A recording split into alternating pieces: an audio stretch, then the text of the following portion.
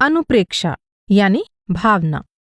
सांसारिक वस्तुओं और व्यक्तियों की असलियत को ना समझने के कारण जीव उनके मोह में पड़ जाता है और उनमें आसक्त हो जाता है। उसकी यह आसक्ति ही उसके बंधन का मूल कारण है। जब तक जीव में संसार के प्रति अनासक्ति या वैराग्य की भावना उत्पन्न नहीं होती, तब तक संसार से उसका छुटकारा पाना संभव नहीं है। इसीलिए जैन धर्म में संसार की वास्तविकता को समझाकर उसका बार बार स्मरण और चिंतन करते रहने का उपदेश दिया गया है।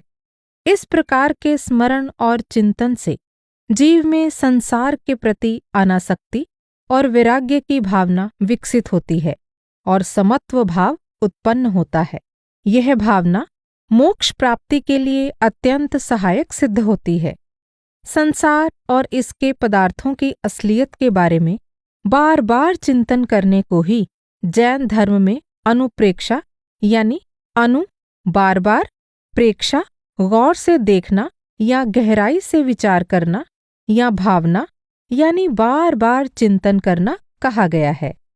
तत्वार्थादिगम सूत्र में इसे इन शब्दों में व्यक्त किया गया है।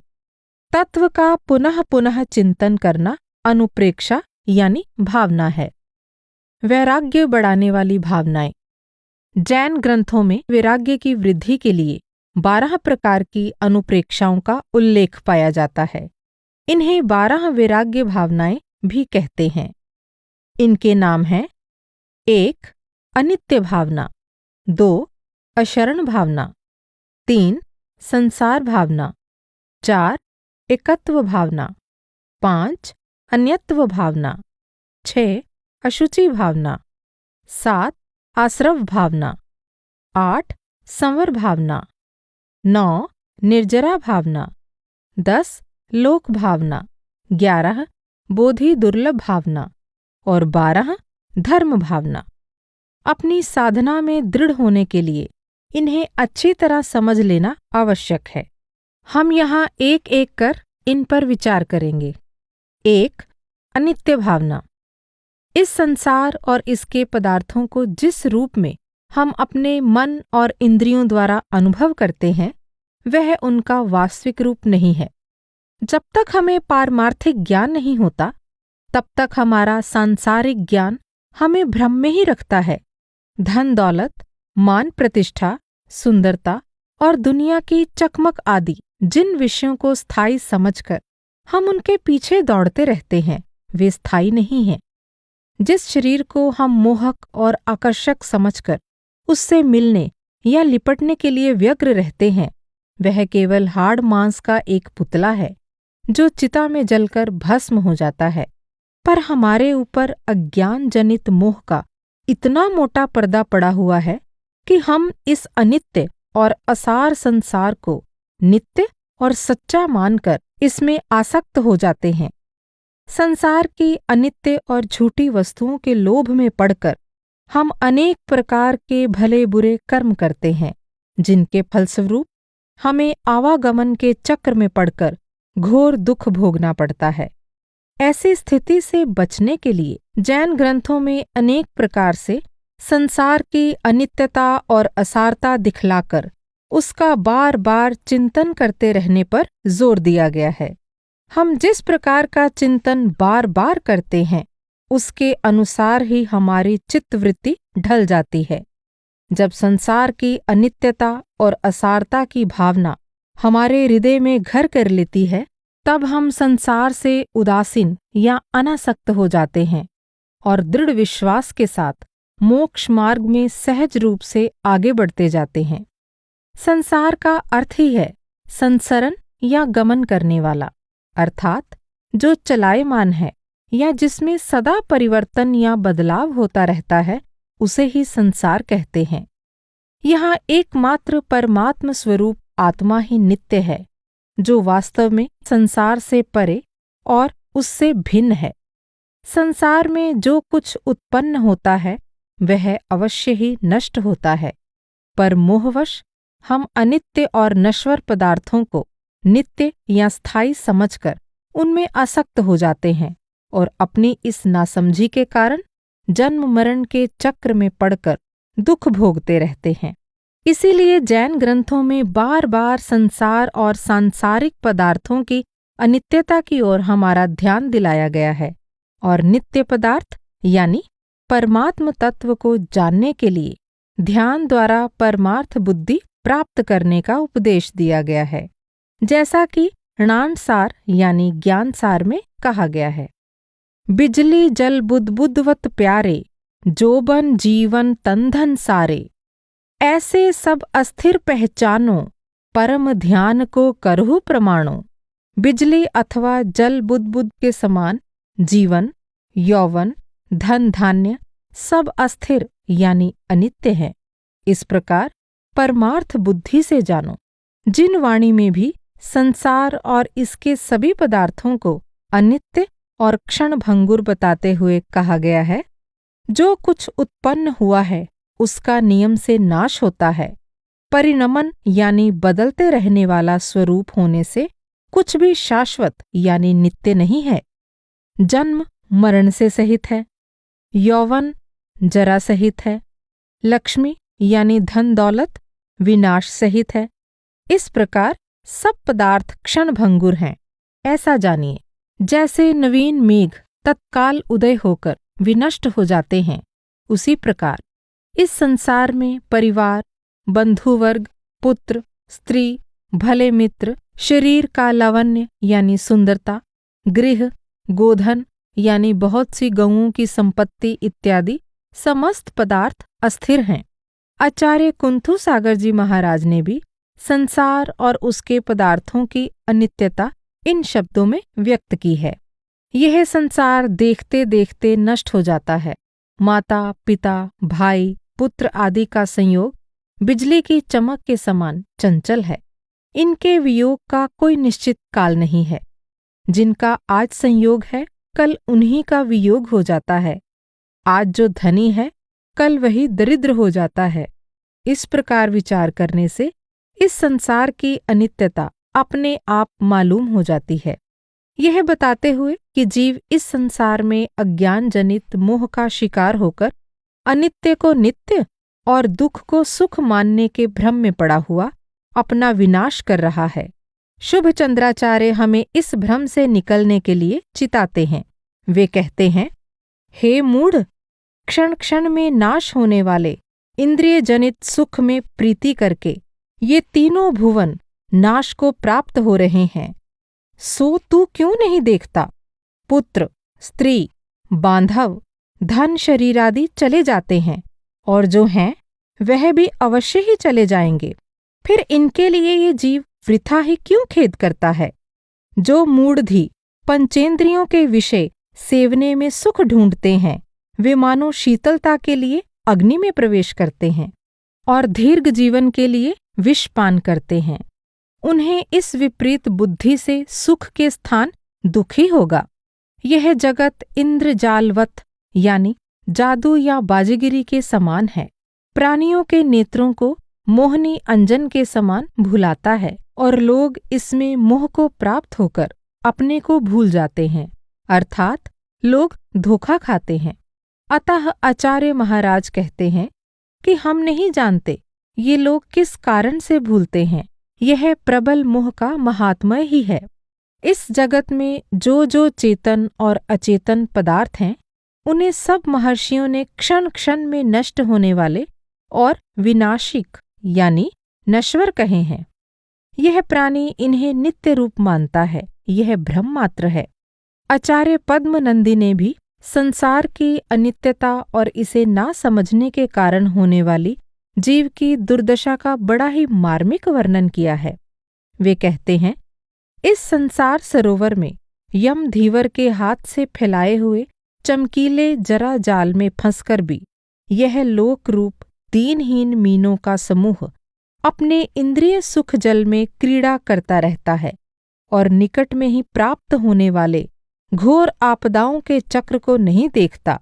ये बड़े ही खेद का विषय है। अर्थात वृद्धावस्था प्राप्त हो जाने पर भी जो इंद्रिय विषय सुखों में मग्न रहते हैं, उनकी दशा बड़ी ही खेदजनक है। ऐसे लोग जाल में फंसकर क्रीड़ा करते हुए मीनों की तरह शीघ्र ही घोर आपदाओं को प्राप्त होते हैं। गत जीवों को काल के गाल गए सुनकर और बहुतों को अपने सामने काल के गाल में जाते यानी मरते हुए देखकर भी जो लोग अपने को स्थिर मान रहे हैं, उसका कारण एकमात्र मोह है और इसलिए ऐसे लोग मोही कहे जाते हैं। वृद्धावस्था प्राप्त होने, बुढ़ापा आ जाने पर भी जो लोग धर्म में चित्त नहीं लगाते, वे पुत्र पौत्रादिक बंधनों से अपनी आत्मा को और ज्यादा बंधाते रहते हैं। ऐसे लोगों का बंधन मुक्त होना बड़ा ही कठिन कार्य हो जाता है। इस जगत में मनोवांछित लक्ष्मी पाई, समुद्र पर्यंत पृथ्वी को भोगा, उस पर राज्य किया और वे अति मनोहर रमणीय विषय प्राप्त किए जो स्वर्ग में देवताओं को भी दुर्लभ हैं, परंतु इन सबके अनंतर मृत्यु आवेगी। अतः ये सब विषय भोग जिनमें हे आत्मन तू रच पच रहा है, विष मिश्रित भोजन के समान धिक्कार के योग्य हैं।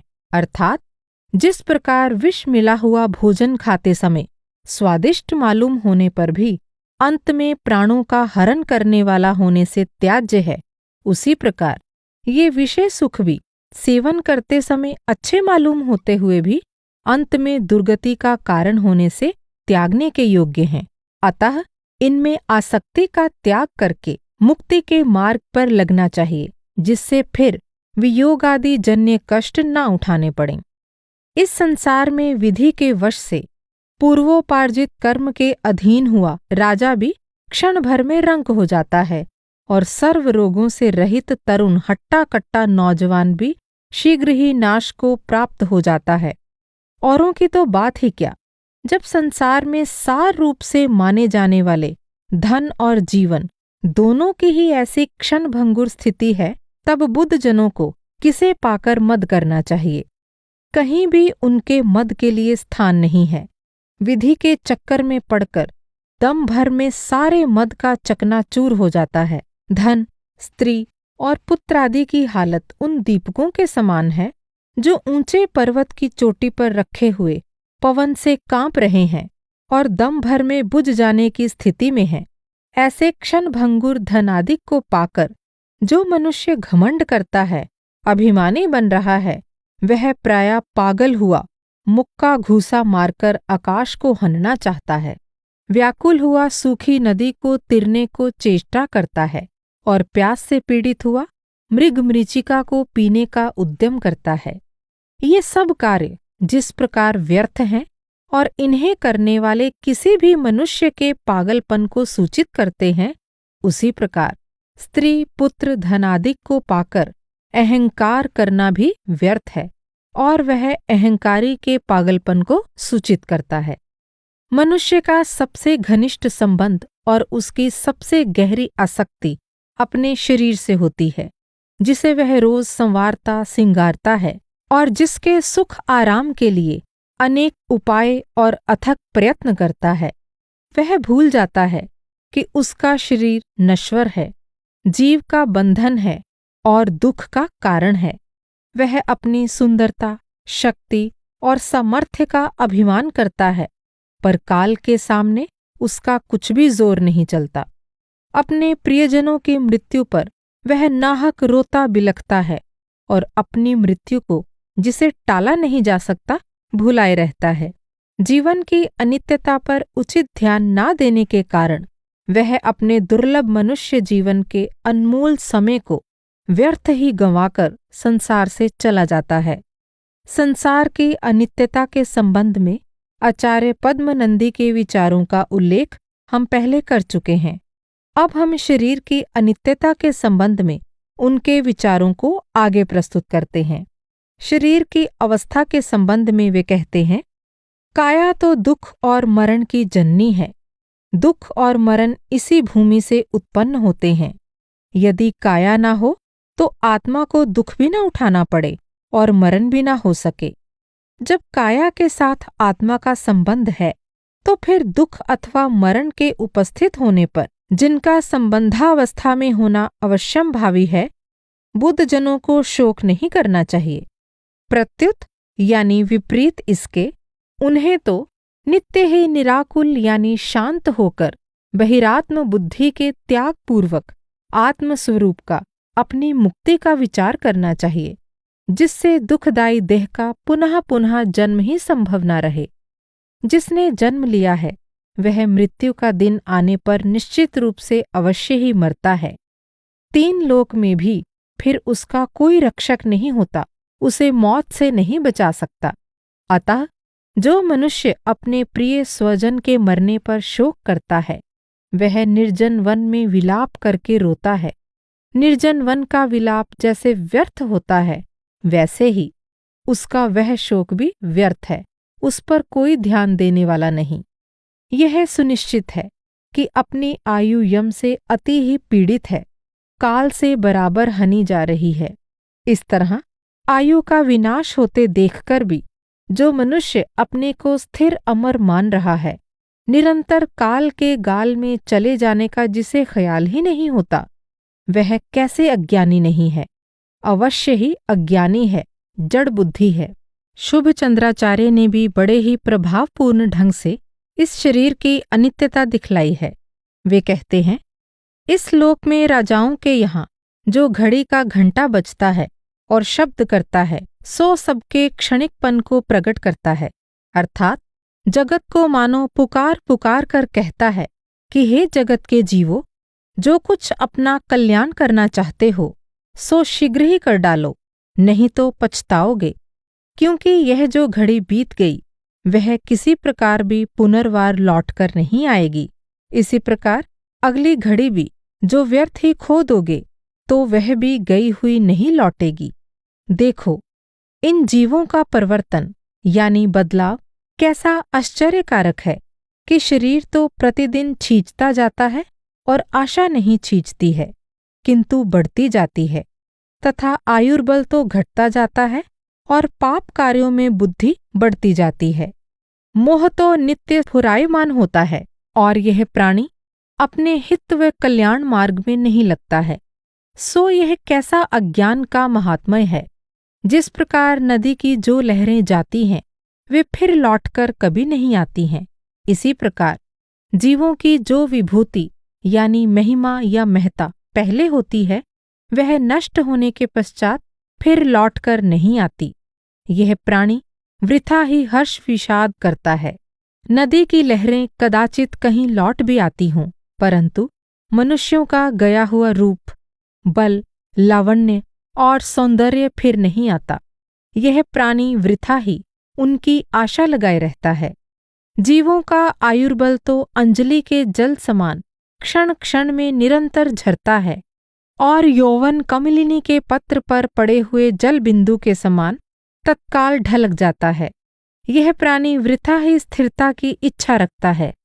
इससे यह स्पष्ट है कि संसार और शरीर ऊपर से जैसे लगते हैं, वास्तव में वैसे नहीं हैं। जो नित्य और सुखद मालूम पड़ते हैं, वे वास्तव में अनित्य और दुखद हैं। इस संसार में सर्वत्र द्वैत भाव या विरोधी भाव पाया जाता है। जन्म के साथ मृत्यु, संयोग के साथ वियोग, संपदा के साथ विपदा और सफलता के साथ विफलता लगी हुई है। इसलिए हमें संसार और शरीर के यथार्थ स्वभाव का बार बार चिंतन करते हुए कभी भी इनमें आसक्त नहीं होना चाहिए। इस प्रकार के चिंतन या भावना से ज्ञान और वैराग्य की वृद्धि होती है और साधक को आत्मस्वरूप को पहचानने और मोक्ष की प्राप्ति करने में सहायता मिलती है। 2. अशरण भावना। जीव को इस संसार में कहीं भी शरण नहीं है। उसे कोई भी शरण देने वाला या बचाने वाला नहीं है। अपने भ्रमवश यह कुछ लोगों को आत्मीय या अपना समझता है और उनसे अपनी रक्षा की आशा रखता है, पर जब उसे अपने कर्मों का भुगतान करते हुए दुख भोगना पड़ता है, तब कोई भी उसके दुख को बांट नहीं सकता। जब मृत्यु का समय आता है, तब स्त्री, पुत्र, भाई बंधु आदि आत्मीय जन तथा अंगरक्षक सेना आदि सभी देखते ही रह जाते हैं। कोई भी उसे बचा नहीं सकता। इस सच्चाई का बार बार चिंतन करना ही अशरण भावना है। इसे भली भांति समझकर मनुष्य को केवल धर्म की शरण लेनी चाहिए और आत्म तत्व की पहचान कर संसार के अनित्य वस्तुओं से सदा के लिए छुटकारा पा लेने का प्रयत्न करना चाहिए। इस प्रयत्न में पंच परमेष्ठी यानी अरहंत, सिद्ध, आचार्य, उपाध्याय, साधु अर्थात सच्चे धर्मगुरु उसके सहायक बन सकते हैं। ये बातें अनेक जैन ग्रंथों में बताई गई हैं। उदाहरण के लिए पुरुषार्थ सिद्ध उपाय में अशरण भावना को इस प्रकार समझाया गया है, जैसे निर्जन वन में सिंह से पकड़े हुए हरिण के बच्चे को कोई भी शरण नहीं है अथवा कोई भी रक्षा करने वाला नहीं है, उसी प्रकार इस संसार रूपी गहन वन में मृत्यु से पकड़े हुए जीव को कोई शरण नहीं है। इस प्रकार कोई भी सांसारिक व्यक्ति या वस्तु जीव की रक्षा नहीं कर सकता। केवल जीव का धर्माचरण ही जीव की रक्षा कर सकता है।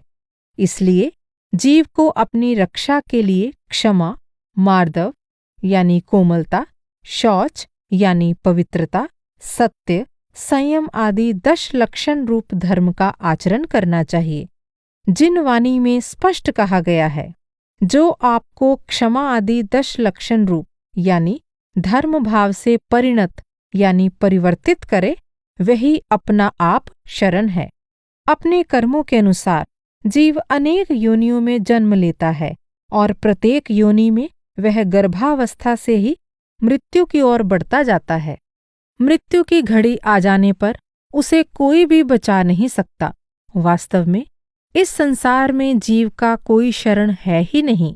केवल धर्माचरण करने वाली आत्मा स्वयं और उसे धर्म की शिक्षा दीक्षा देने वाले धर्मगुरु, ये ही जीव के शरण हैं। इसे स्पष्ट करते हुए शुभ चंद्राचार्य कहते हैं, हे मूढ़ प्राणी, आयु नामा कर्म जीवों को गर्भावस्था ही से निरंतर प्रतिक्षण अपने प्रयाणों से यानी मंजिलों से यम मंदिर की तरफ ले जाता है। सो उसे देख। जब मृत्यु यानी काल आती है, तब इस जीव को कोई भी नहीं बचा सकता। कोई ऐसा समझता होगा कि मृत्यु से बचाने वाला कोई तो इस जगत में अवश्य होगा, परंतु ऐसा समझना सर्वथा मिथ्या है, क्योंकि काल से, मृत्यु से रक्षा करने वाला ना तो कोई हुआ और ना कभी कोई होगा। यदि निश्चय दृष्टि से विचारा जाए तो अपनी आत्मा ही का शरण है, और व्यवहार दृष्टि से विचार किया जाए तो परंपराएं यानी गुरु शिष्य की परंपरा से चले आते हुए सुख के कारण वीतरागता को प्राप्त हुए पंच परमेष्ठी का ही शरण है, क्योंकि ये वीतरागता के एकमात्र कारण हैं। अतएव अन्य का शरण छोड़कर उक्त 2 ही शरण को विचारना चाहिए, यानी आत्मा जो धर्माचरण करती है और सतगुरु जो उसे धर्म का ज्ञान देते हैं। 3. संसार भावना। जीव अपने अज्ञानवश जो कर्म करता है, उसके अनुसार उसे अनेक योनियों में जन्म लेना पड़ता है। भले बुरे कर्मों में उलझे जीव का जन्म मरण का सिलसिला सदा चलता रहता है। इसे ही संसार कहते हैं। अपने कर्मों के कारण ही जीव कभी ऊंची और कभी नीची योनि में जन्म लेता है।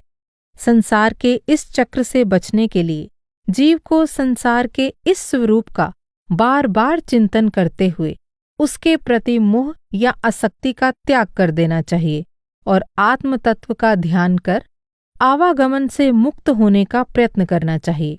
इसे समझाते हुए शुभ चंद्राचार्य कहते हैं, ये जीव अपने अपने कर्म रूपी बेड़ियों से बंधे स्थावर यानी अचर और त्रस यानी चर शरीरों में संचार करते हुए मरते और उपजते हैं।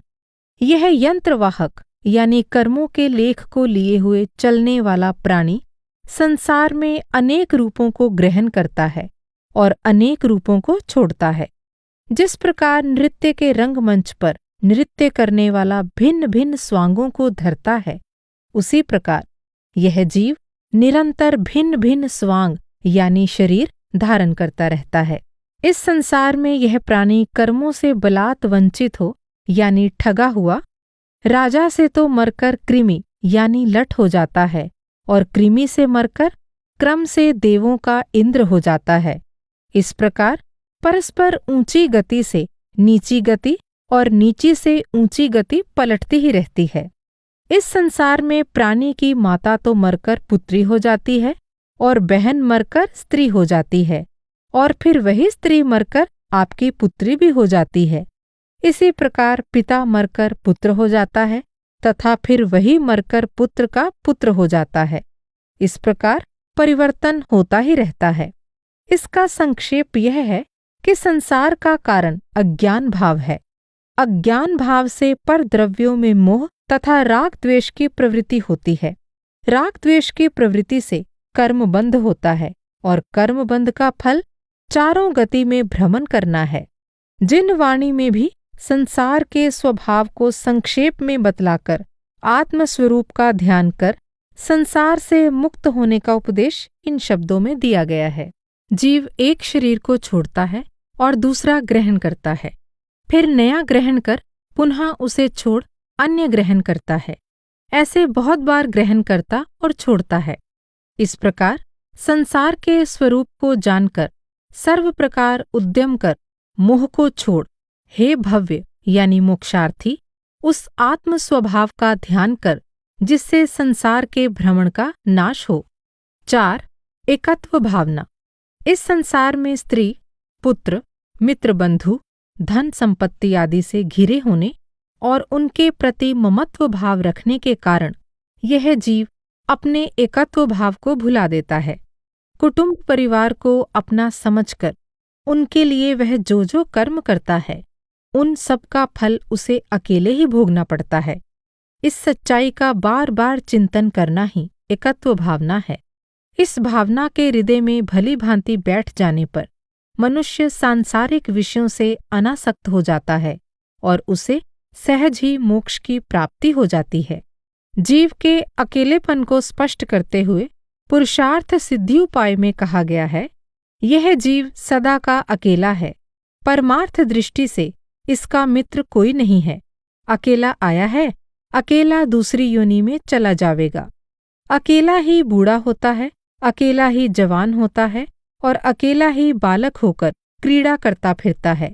अकेला ही रोगी होता है, अकेला ही दुखी होता है, अकेला ही पाप कमाता है और अकेला ही उसके फल को भोगता है। बंधु वर्गादि कोई भी शमशान भूमि से आगे के साथी नहीं है, एक धर्म ही साथ जाने वाला है। जिन वाणी में भी जीव का अकेलापन दिखलाते हुए ऐसे ही भाव प्रकट किए गए हैं। जीव अकेला उत्पन्न होता है, अकेला ही गर्भ में देह को ग्रहण करता है, अकेला ही बालक व जवान होता है और अकेला ही जरा ग्रसित वृद्ध होता है। अकेला ही जीव रोगी होता है, शोक करता है तथा अकेला ही मानसिक दुख से तप्तायमान होता है। बेचारा अकेला ही मरता है और अकेला ही नरक के दुख भोगता है। हे भव्य, तुम सब प्रकार से प्रयत्न करके जीव को शरीर से भिन्न और अकेला जान लो। जीव को इस प्रकार अकेला जान लेने पर समस्त पर द्रव्य यानी आत्मा से भिन्न पदार्थ क्षण मात्र में हे यानी त्याज्य हो जाते हैं। जैसा कि पहले कहा जा चुका है, जीव इस संसार के वस्तुओं और व्यक्तियों के मोह में पड़कर उनके लिए जो भी भला बुरा कर्म करता है उसका फल उसे अकेले ही भोगना पड़ता है। यदि जीव एकत्व भावना का चिंतन कर इन विषयों के प्रति अपने मोह या आसक्ति का त्याग कर दे तो वह सहज ही मोक्ष की प्राप्ति कर सकता है। इसे समझाते हुए ज्ञानार्णव में कहा गया है, यह जीव पुत्र, मित्र, स्त्री आदि के निमित्त जो कुछ बुरे भले कार्य करता है उनका फल भी नरक आदि गतियों में स्वयमेव अकेला ही भोगता है। वहां भी कोई पुत्र मित्रादि कर्म फल भोगने को साथी नहीं होते। यह प्राणी बुरे भले कार्य करके जो धनोपार्जन करता है उस धन के भोगने को तो पुत्र मित्रादिक अनेक साथी हो जाते हैं, परंतु अपने कर्मों से उपार्जन किए हुए निर्दय रूप दुखों के समूह को सहने के लिए कोई भी साथी नहीं होता है। यह जीव अकेला ही सब दुखों को भोगता है।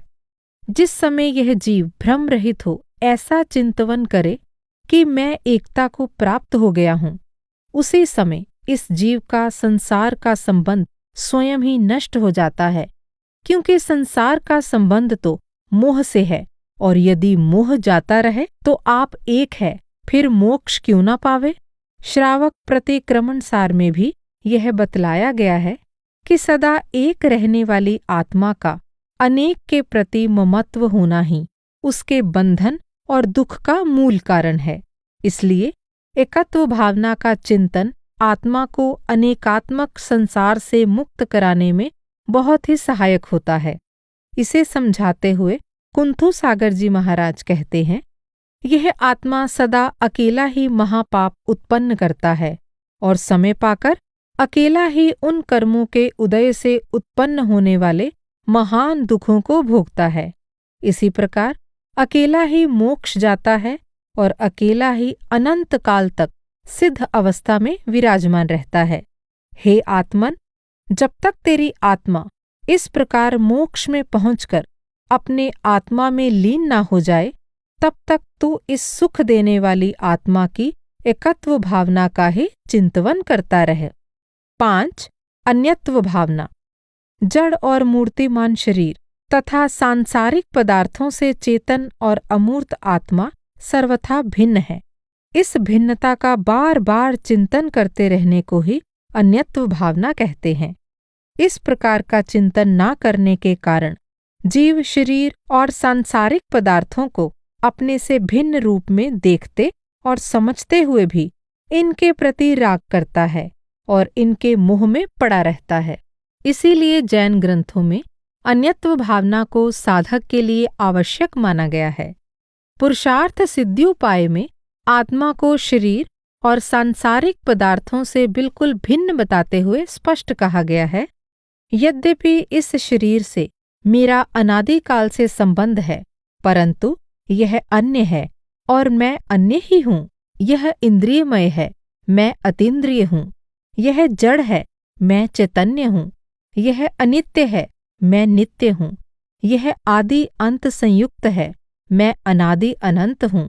सारांश, शरीर और मैं सर्वथा भिन्न हूँ। इसलिए जब अत्यंत समीपस्थ शरीर भी अपना नहीं है, तो फिर स्त्री कुटुंबादिक अपने किस प्रकार हो सकते हैं। ये तो प्रत्यक्ष ही दूसरे हैं। जिन वाणी के अनुसार शरीर और बाह्य वस्तुओं को अपने से भिन्न जानते हुए भी उनमें राग करना कोरी मूर्खता है।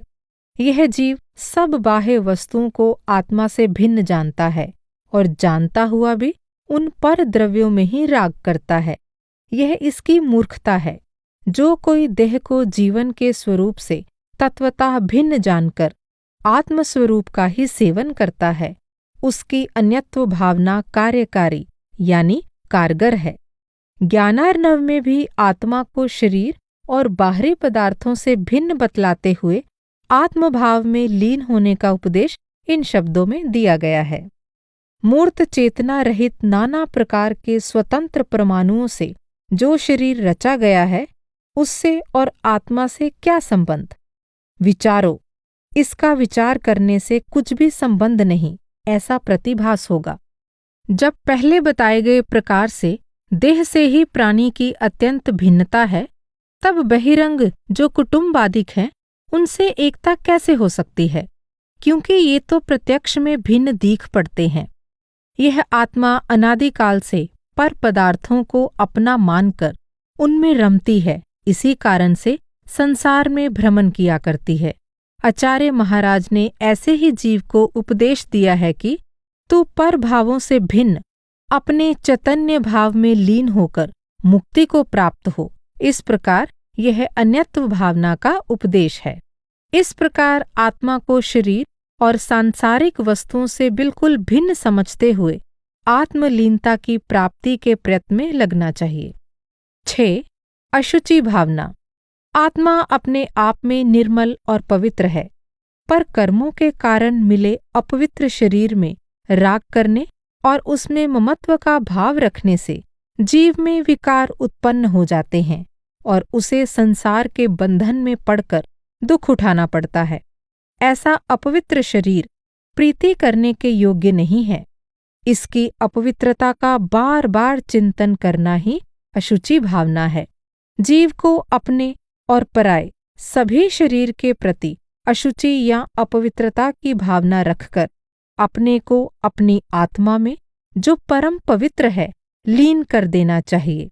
इस प्रकार जीव को सदा के लिए शरीर से मुक्त होने का प्रयत्न करना चाहिए। जिन वाणी में शरीर को मल मूत्र का घर कहते हुए इसकी अपवित्रता इन शब्दों में बताई गई है। हे भव्य, तू इस देह को अपवित्र जान। यह देह समस्त कुत्सित वस्तुओं का पिंड है, कृमि समूहों से भरा हुआ है, अपूर्व दुर्गंधमय है तथा मल मूत्र का घर है। पुरुषार्थ सिद्धियोपाय में कहा गया है, शरीर इतना निंद्य पदार्थ है कि यदि इसके ऊपर त्वचा जाल नहीं होता तो इसकी ओर देखना भी कठिन हो जाता। ज्ञानार्णव में भी शरीर को अत्यंत अपवित्र और दुख का घर बतलाकर इससे छुटकारा पाने का उपदेश दिया गया है। मनुष्य शरीर प्राप्त करने का सुंदर फल उसी को मिलता है जो शरीर से अनासक्त हो कल्याण मार्ग पर चलते हुए शरीर से छुटकारा पा लेता है। इसे समझाते हुए ज्ञानार्णव में कहा गया है, यह मनुष्य का शरीर नव द्वारों से निरंतर दुर्गंध रूप पदार्थों से झरता रहता है तथा क्षणध्वंसी पराधीन है और नित्य अन्न पानी की सहायता चाहता है। इस शरीर में जो पदार्थ हैं, सुबुद्धि से विचार करने पर वे सब घृणा के स्थान तथा दुर्गंध में विष्ठा के घर ही प्रतीत होते हैं। इस शरीर में कोई भी पदार्थ पवित्र नहीं है। यदि यह शरीर बाहर के चमड़े से ढका हुआ नहीं होता तो मक्खी, कृमि तथा कौओं से इसकी रक्षा करने में कोई भी समर्थ नहीं होता। इस शरीर के प्राप्त होने का फल उन्हीं ने लिया जिन्होंने संसार से विरक्त यानी उदासीन या अनासक्त होकर इसे अपने कल्याण मार्ग में पुण्य कर्मों से क्षीण किया। इस जगत में संसार से यानी जन्म मरण से उत्पन्न जो दुख जीवों को सहने पड़ते हैं, वे सब इस शरीर के ग्रहण से ही सहने पड़ते हैं। इस शरीर से निवृत्त यानी मुक्त होने पर फिर कोई भी दुख नहीं है। मनुष्य शरीर पाकर शरीर से सदा के लिए छुटकारा पा लेने में ही आत्मकल्याण है। 7. आश्रव भावना। काय, वचन और मन द्वारा जीव जो शुभ यानी प्रशस्त और अशुभ यानी अप्रशस्त कर्म करता है, उसके अनुसार ही उसमें पुण्य और पाप के विकार प्रवेश करते हैं। जैसे अहिंसा, सत्य आदि शुभ कर्मों से पुण्य और हिंसा, असत्य आदि अशुभ कर्मों से पाप के विकार जीव में प्रवेश करते हैं। इन शुभ और अशुभ कर्मों से उत्पन्न विकारों का जीव में प्रवेश करना ही आश्रव कहलाता है। पुण्य और पाप दोनों का आश्रव जीव के लिए बंधनकारी है। ऐसे बंधनकारी आश्रव के स्वरूप का बार बार चिंतन करना ही आश्रव भावना है। इस प्रकार का चिंतन जीव को पुण्य और पाप से ऊपर उठकर अनासक्त होने और आत्मस्वरूप के ध्यान में लगने के लिए प्रेरित करता है। आत्मस्वरूप के ध्यान से पाप पुण्य का प्रवाह या आश्रव रुक जाता है, जो कर्मों से छुटकारा पाने के लिए आवश्यक है। आश्रव के संबंध में बतलाते हुए जिन वाणी में कहा गया है, कर्म पुण्य तथा पाप रूप से 2 प्रकार का होता है, उसके कारण भी 2 प्रकार के हैं, प्रशस्त यानी शुभ और इतर अर्थात अप्रशस्त यानी अशुभ। मंद कषाय यानी अल्प विकार रूप परिणाम प्रशस्त और तीव्र कषाय रूप परिणाम अप्रशस्त कर्माश्रव के कारण है। शुभ चंद्राचार्य ने शुभ और अशुभ कर्मों के आश्रव को इन शब्दों में स्पष्ट किया है। जैसे समुद्र में प्राप्त हुआ जहाज छिद्रों से जल को ग्रहण करता है, उसी प्रकार जीव शुभ अशुभ योग रूप छिद्रों से मन वचन काय से शुभ अशुभ कर्मों को ग्रहण करता है। संक्षेप में, बंधनकारी कर्मों का जीव में प्रवेश करना ही आश्रव है। इस बात का बार बार चिंतन करना और इस बात को भली भांति चित्त में बिठा लेना ही आश्रव भावना है। यह भावना जीव को बंधनकारी कर्मों से बचे रहने के लिए सजग करती है। 8. संवर भावना। तत्वार्थादिगम सूत्र के अनुसार कर्मों के आश्रव यानी बहाव का निरोध करना यानी रोकना ही संवर है। आश्रव निरोधा संवरः हम जो भी शुभ या अशुभ कर्म करते हैं, वे पहले हमारे चित्त में शुभ या अशुभ भाव के रूप में उठते हैं। तब हम काय, वचन और मन द्वारा उन भावों को कार्य रूप देते हैं। इसके अनुसार संवर के दो भेद किए जाते हैं, भाव संवर और द्रव्य संवर। जीव के वे भाव जो कर्मों के आश्रव को रोकने वाले होते हैं, उन्हें भाव संवर कहते हैं, और उन भावों के अनुसार नए कर्मों का आत्मा में प्रवेश रुक जाना द्रव्य संवर कहलाता है। जैन धर्म में कर्मों के आश्रव को रोकने के लिए बहुत से उपाय बताए गए हैं, जैसे राग द्वेष को दूर करने के लिए सत्पुरुषों या महात्माओं की जीवनचर्या का स्मरण करना, दूसरों को पीड़ा ना पहुंचाने के उद्देश्य से सावधानी से चलना फिरना, संयम पूर्वक रहना आदि। इस प्रकार नए बंधनकारी कर्मों का अपने अंदर प्रवेश ना होने देने के लिए अंदर और बाहर से पूर्ण सतर्क और सचेष्ट बने रहना ही संवर भावना का वास्तविक लक्ष्य है। इसे ज्ञानार्णव में इस प्रकार समझाया गया है। समस्त आश्रवों के निरोध को संवर कहा है। वह द्रव्य संवर तथा भाव संवर के भेद से दो प्रकार का है।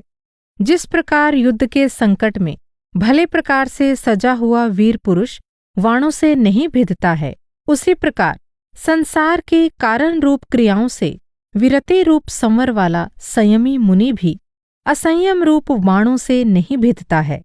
जिस कारण से आश्रव हो, उसके प्रतिपक्षी यानी विरोधी भावों से उसे रोकना चाहिए। क्रोध कषाय का तो क्षमा शत्रु है, तथा मान कषाय का मृदु भाव यानी कोमल भाव, माया कषाय का ऋजु भाव यानी सरल भाव, और लोभ कषाय का परिग्रह त्याग भाव। इस प्रकार अनुक्रम से यानी क्रमानुसार शत्रु जानने चाहिए। जो योगी ध्यानी मुनि हैं, वे निरंतर समभावों से अथवा निर्ममत्व से राग द्वेष का निराकरण यानी परास्त करते रहते हैं, तथा सम्यक दर्शन के योग से मिथ्यात्व रूप भावों को नष्ट कर देते हैं। संवर करने में तत्पर संयमी और निशंक मुनि असंयम रूपी विष के यानी जहर के उद्गार यानी उफान को संयम रूपी अमृतमय जलों से दूर कर देते हैं। जैसे चतुर द्वारपाल मैले तथा असभ्य जनों को घर में प्रवेश नहीं करने देता, उसी प्रकार समीचीन यानी शुद्ध बुद्धि पाप बुद्धि को हृदय में फटकने नहीं देती। इसका संक्षिप्त आशय यह है कि आत्मा अनादिकाल से अपने स्वरूप को भूल रही है। इस कारण आश्रव रूप भावों से कर्मों को बांधती है, और जब यह अपने स्वरूप को जानकर उसमें लीन होती है, तब यह संवर रूप होकर आगामी यानी आने वाले कर्मबंध को रोकती है। इंद्रियों के विषयों के प्रति राग ना रखने या उनसे अनासक्त रहने से आत्मा में किसी भी नए कर्म का प्रवेश नहीं होता। संवर का यही वास्तविक अर्थ है। नए कर्मों से आत्मा को बचाने या ढके रखने के लिए संवर मानो एक कवच है। इसी भाव को जिन वाणी में इस प्रकार व्यक्त किया गया है। जो मुनि इंद्रियों के विषय से विरक्त होकर मनोहर इंद्रिय विषयों से आत्मा को सदैव संवृत यानी ढका हुआ अर्थात सुरक्षित रखते हैं, उसके स्पष्ट संवर भावना है। 9. निर्जरा भावना। निर्जरा का अर्थ है कर्मों का जल जाना या झड़ जाना। कर्म ही संसार के बीज हैं। जैसा कि हमने अभी देखा है, संवर द्वारा नए कर्म आत्मा में प्रवेश नहीं कर पाते। निर्जरा द्वारा आत्मा के समस्त संचित कर्म जल जाते हैं। इस प्रकार संवर और निर्जरा द्वारा सभी कर्मों से छुटकारा पाकर आत्मा सदा के लिए मोक्ष सुख को प्राप्त कर लेती है। निर्जरा के दो भेद बताए गए हैं।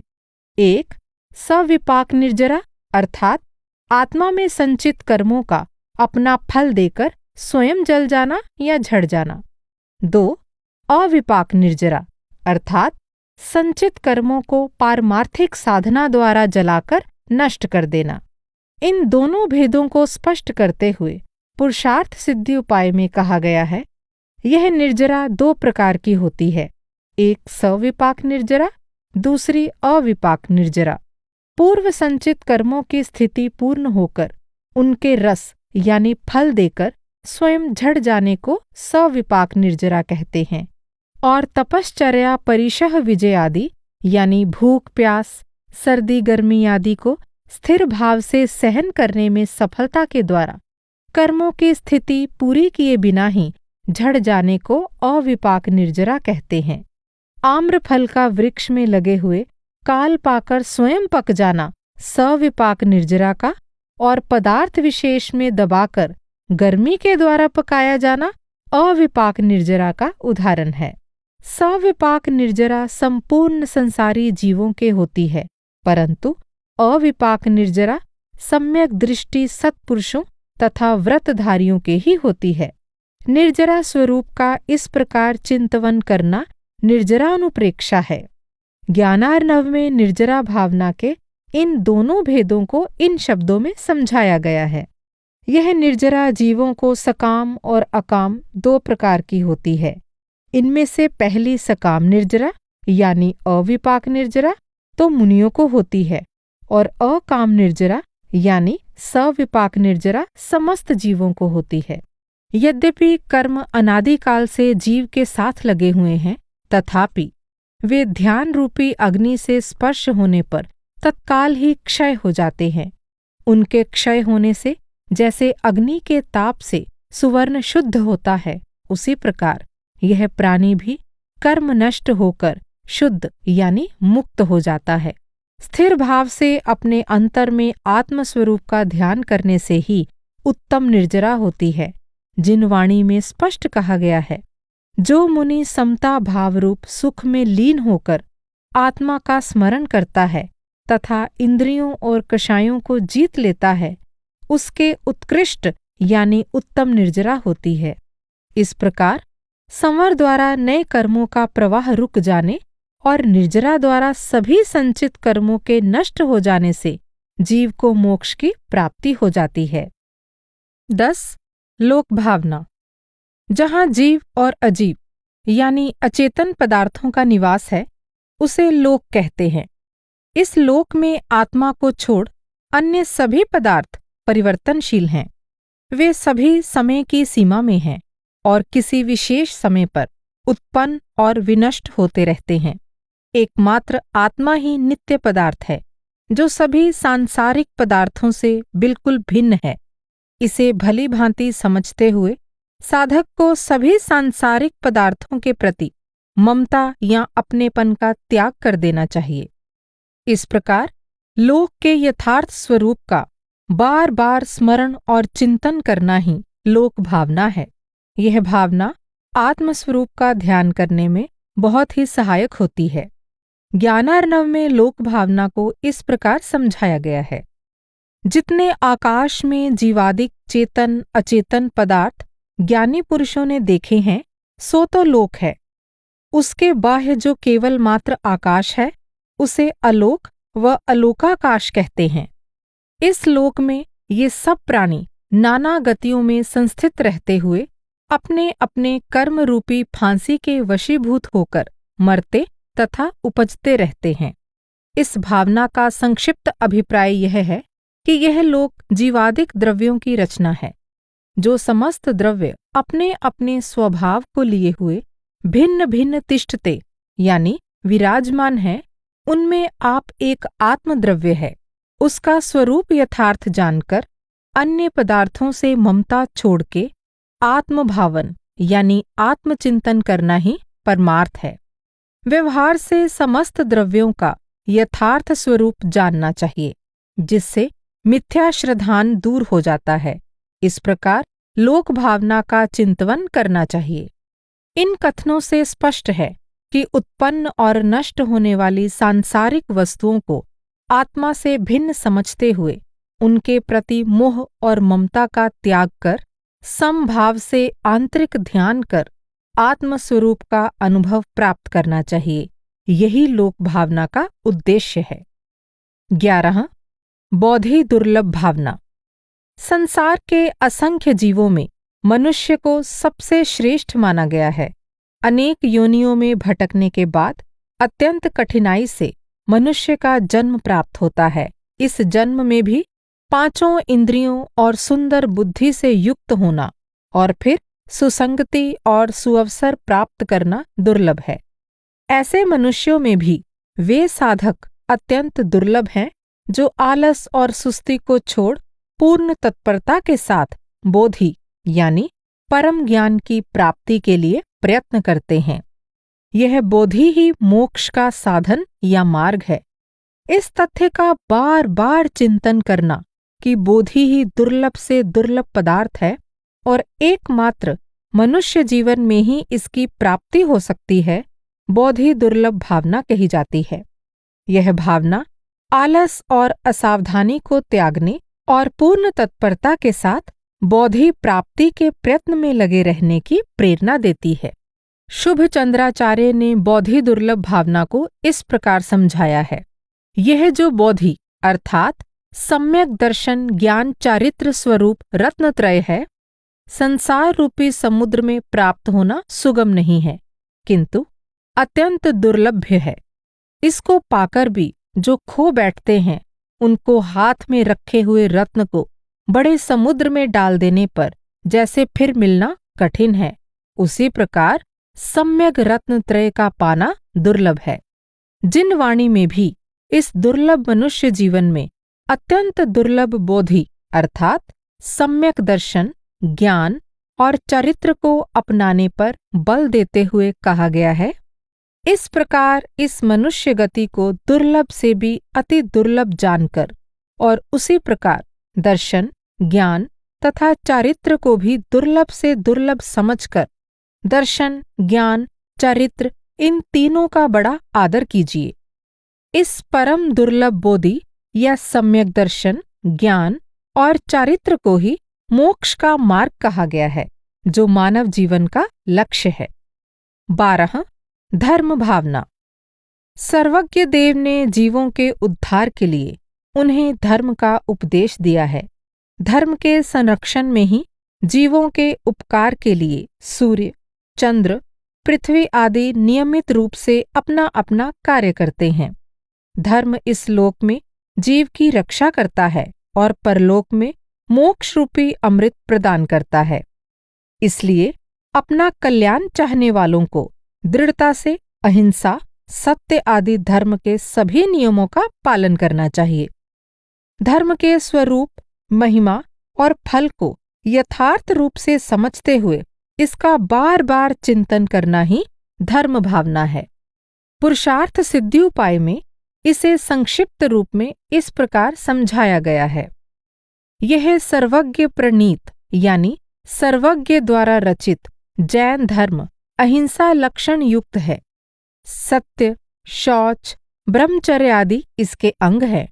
इनकी अप्राप्ति से जीव अनादि संसार में परिभ्रमण करता है, पाप के विपाक से दुखी होता है, परंतु इसकी प्राप्ति से अनेक सांसारिक संपदाओं का भोग करके मुक्ति प्राप्ति से सुखी होता है। इस प्रकार चिंतवन करने को धर्मानुप्रेक्षा यानी धर्म भावना कहते हैं। धर्म भावना के विषय में कुछ अधिक विस्तार के साथ बतलाते हुए ज्ञानार्णव में कहा गया है, धर्म कष्ट के आने पर समस्त जगत के त्रस्थावर यानी चलने और ना चलने वाले जीवों की रक्षा करता है और सुख रूपी अमृत के प्रवाह से समस्त जगत को तृप्त करता है। मेघ पवन सूर्य चंद्रमा पृथ्वी समुद्र और इंद्र ये संपूर्ण पदार्थ जगत के उपकार रूप प्रवर्तते यानी संचालित होते हैं और वे सब ही धर्म द्वारा रक्षा किए हुए प्रवर्तते हैं। धर्म के बिना ये कोई भी उपकारी नहीं होते हैं। धर्म परलोक में प्राणी के साथ जाता है, उसकी रक्षा करता है, नियम से उसका हित करता है तथा संसार रूपी कर्दम यानी कीचड़ से उसे निकालकर निर्मल मोक्ष मार्ग में स्थापन करता है। इस जगत में धर्म के समान अन्य कोई समस्त प्रकार के अभ्युदय का साधक नहीं है। यह मनोवांछित संपदा का देने वाला है। आनंद रूपी वृक्ष का कंद यानी मूल है, अर्थात आनंद के अंकुर इससे ही उत्पन्न होते हैं तथा हित रूप पूजनीय और मोक्ष का देने वाला भी यही है। धर्म को 10 अंगों वाला कहा जाता है। इन 10 अंगों का उल्लेख ज्ञानार्णव में इस प्रकार किया गया है। 1 क्षमा, 2 मार्दव, 3 शौच, 4 आर्जव, 5 सत्य, 6 संयम, 7 ब्रह्मचर्य, 8 तप, 9 त्याग और 10 आकिंचन्य। ये 10 प्रकार के धर्म हैं। इस ऑडियो पुस्तक के दूसरे अध्याय में धर्म के स्वरूप को विस्तार पूर्वक बतलाया गया है। धर्म की भावना सदा चित्त में बनी रहनी चाहिए, तभी साधक अधर्म से बचकर दृढ़ता से धर्म के नियमों का पालन करते हुए मोक्ष मार्ग में आगे बढ़ सकता है। इन 12 भावनाओं के निरंतर चिंतन से संसार, शरीर और इंद्रियों के भोगों से चित्त उदासीन होता है, आत्मनिर्मलता प्रकट होती है और वैराग्य भाव की वृद्धि होती है।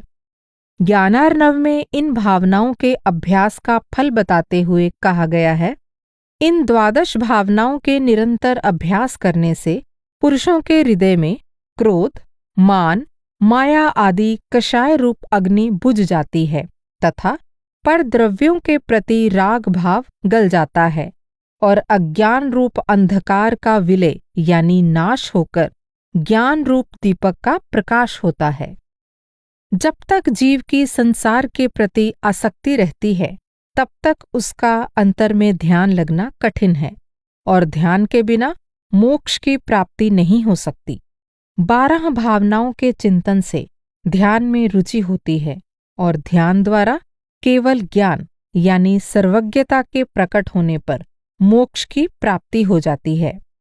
भगवती आराधना मूल में स्पष्ट कहा गया है, धर्म ध्यान में जो प्रवृत्ति करता है उसकी ये द्वादशानुप्रेक्षा यानी 12 भावनाएं आधार रूप हैं।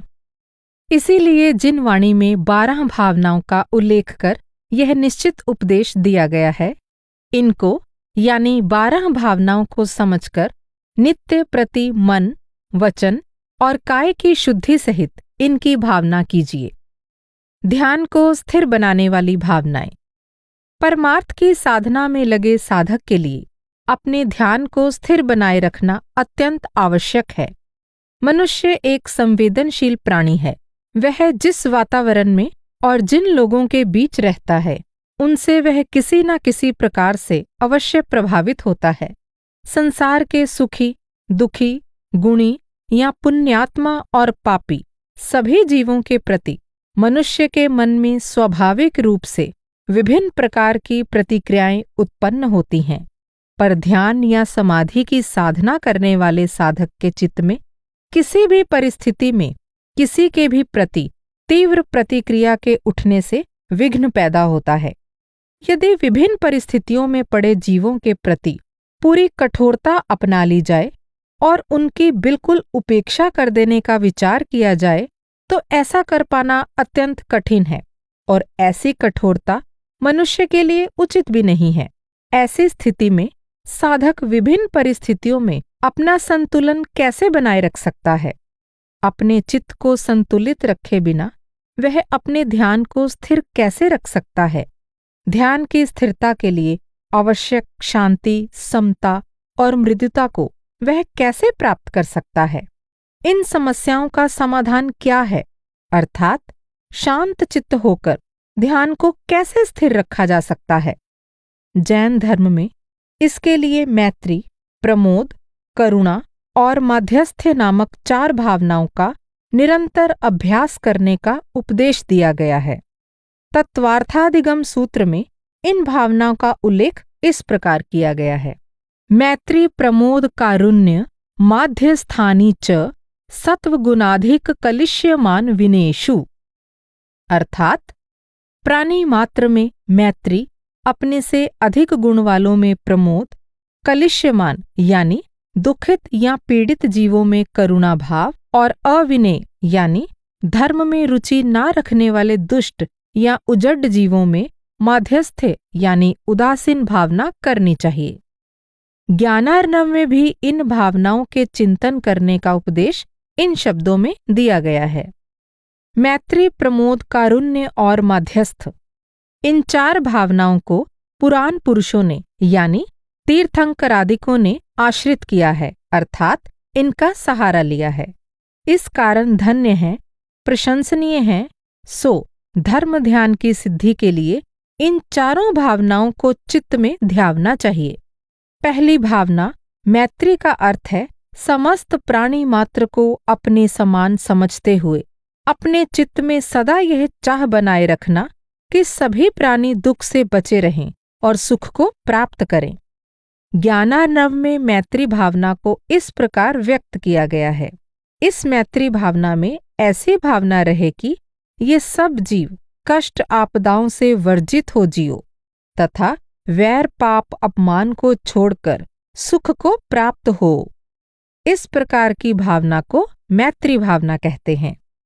इसी भाव को व्यक्त करते हुए जैन धर्मामृत में मैत्री भावना को इस प्रकार समझाया गया है। सर्वे अपि सुखिना सन्तु, सन्तु सर्वे निरामयः, सर्वे भद्राणि पश्यन्तु, मा कश्चित् दुःखमापनुयात्, मा कार्षित् को अपि पापानि, मा च भूत को अपि दुःखितः, मुच्यतां जगदपयेषा मतिर्मैत्री निगद्यते। संसार के सभी प्राणी सुखी हों, सभी प्राणी रोग रहित हों, सभी जीव आनंद से रहें और नित्य नए कल्याणों को देखें।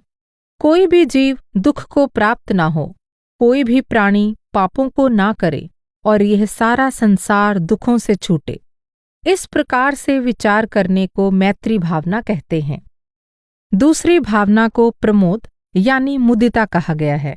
संसार में जो मनुष्य सदाचार, पारमार्थिक साधना या अन्य किसी भी गुण में अपने से बढ़कर हों, उनके प्रति कभी भी ईर्ष्या और द्वेष की भावना ना रखकर सदा उनके प्रति भक्ति और अनुराग का भाव रखकर अपने अंतर में प्रसन्नता का अनुभव करना ही प्रमोद की भावना है।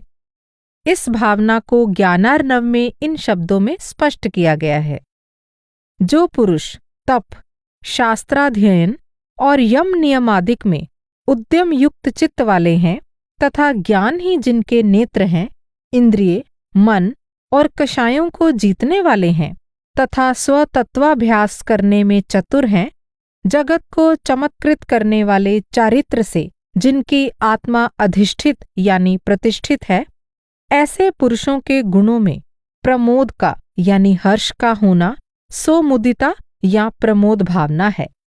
तीसरी भावना को कारुण्य यानी करुणा भावना कहते हैं। परमार्थ के साधक को कोमल चित्त होना अत्यंत आवश्यक है, तभी वह संसार के दुखों की तीव्रता को भली भांति समझ सकता है और उनसे छुटकारा पाने के उपाय में दृढ़ता से लग सकता है। ऐसे व्यक्ति को अपने समान ही दूसरों के दुखों के प्रति भी गहरी सहानुभूति होती है और वह उन पर दया कर उनका उद्धार करना चाहता है। उसके चित्त में जीवों के प्रति करुणा का भाव और उनके उद्धार की भावना का होना ही करुणा भावना कहलाती है। ज्ञानार्णव में इसे इस प्रकार समझाया गया है।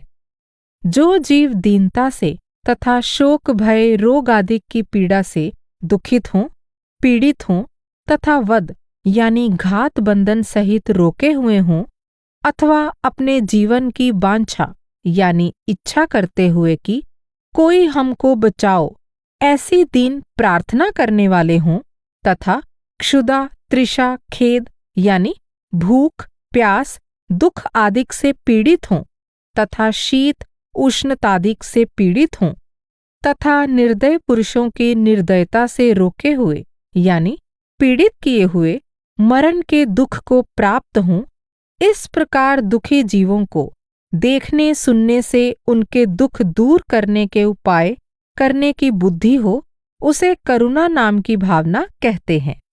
चौथी भावना को माध्यस्थ्य भावना कहते हैं।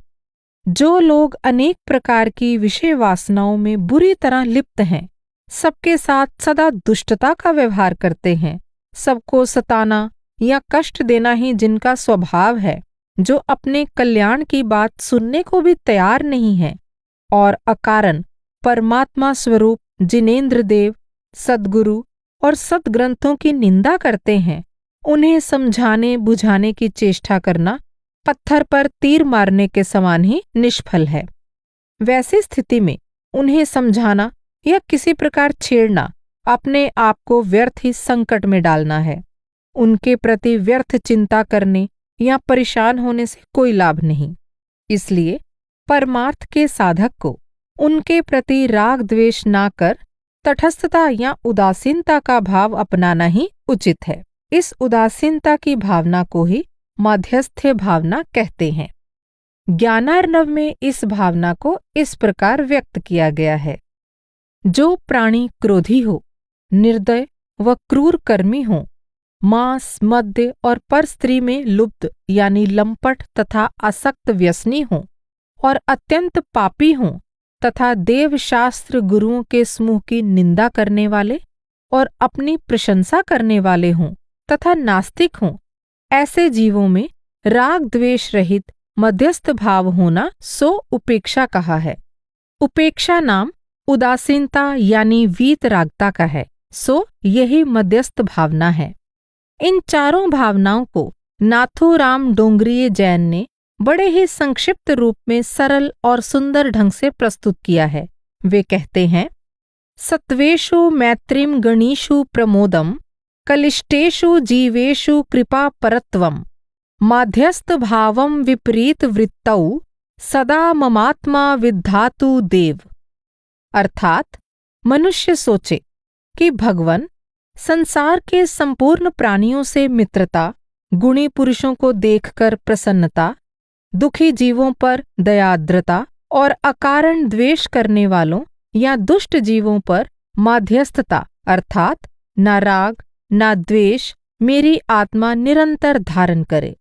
प्रत्येक व्यक्ति का मनुष्यता के नाते यह परम कर्तव्य होना चाहिए कि वह जीवन की पहले की गई चर्या और भावनाओं को अपने जीवन में अवश्य उतारे। इन चारों भावनाओं को प्राचीन भारतीय परंपरा में प्रायः सर्वसम्मति से धार्मिक आचार विचार का आवश्यक अंग, मार्गदर्शक और धर्म ध्यान की आधारशिला माना गया है। जैन धर्म के ही समान बौद्ध धर्म और पतंजल योग में भी इन चारों भावनाओं की शिक्षा दी गई है। पतंजलि के योग सूत्र में इन्हीं भावनाओं का उल्लेख मैत्री, करुणा, मुदिता और उपेक्षा के नाम से किया गया है। मैत्री करुणा मुदितोपेक्षाणाम सुख दुख पुण्या पुण्य विषयाणाम भावनातश्चित्त प्रसादनम।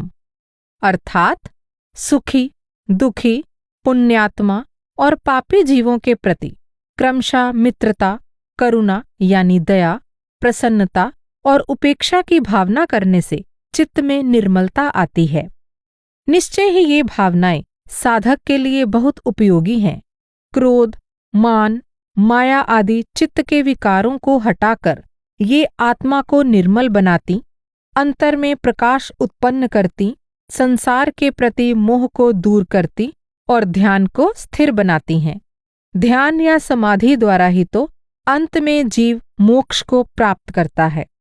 इस विवेचन से स्पष्ट है कि इस अध्याय में वर्णित भावनाओं का समुचित अभ्यास अभ्यासी के वैराग्य भाव को बढ़ाने और ध्यान को स्थिर करने में निश्चित रूप से सहायक सिद्ध होता है।